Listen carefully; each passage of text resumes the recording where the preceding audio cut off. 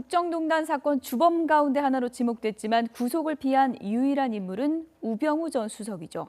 결국 검찰도 특검도 우병우라는 큰 산을 넘지 못한 채 국정농단 사건 수사에 마침표가 찍혔습니다. 최도희 기자입니다. 결국 특검도 검찰도 우병우 전 수석이라는 마지막 산을 넘어서지 못했습니다. 검찰이 우 전 수석을 직권남용 등 8가지 혐의로 불구속 기소하면서 국정농단 사건의 핵심 인물 가운데 우 전 수석만 유일하게 구속 수사를 피하게 됐습니다. 영장이 자꾸 기각되는 건 본인이 청렴해서입니까? 검찰의 의지가 없어서입니까? 봐주기 수사라는 지적을 의식한 듯 검찰은 수사 결과 발표에서 무려 30여 분을 수사의 정당성을 설명하는 데 할애했습니다. 검찰 명예를 걸고 최선을 다해 수사했지만 별다른 혐의점이 나오지 않았다는 게 검찰의 설명입니다.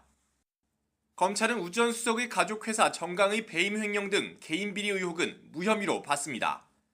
우 전 수석이 변호사로 활동할 당시 소득 신고를 누락해 탈세한 의혹도 당시 수입 내역을 전수조사한 결과 사실이 아니라고 밝혔습니다. 검찰은 우 전 수석 아들의 의경 시절 보직 특혜 의혹이나 넥슨과의 거래 의혹도 혐의점이 없다고 판단했습니다. 세월호 수사 외압 의혹의 경우 우 전 수석이 수사검사에게 전화해 해경 압수수색에 부정적 의견을 표시한 건 맞지만 결국 압수수색이 이뤄졌기에 직권남용으로 처벌할 수 없다고 강조했습니다. 하지만 우 전 수석이 국회에서 이와 관련해 상황 파악만 했다고 말한 부분은 위증으로 기소했다고 설명했습니다. 자존심을 구긴 검찰은 재판에서 우 전 수석의 혐의를 입증하는데 총력을 기울인다는 방침입니다.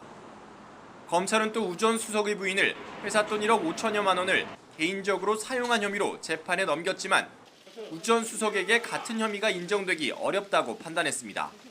YTN 큐드입니다.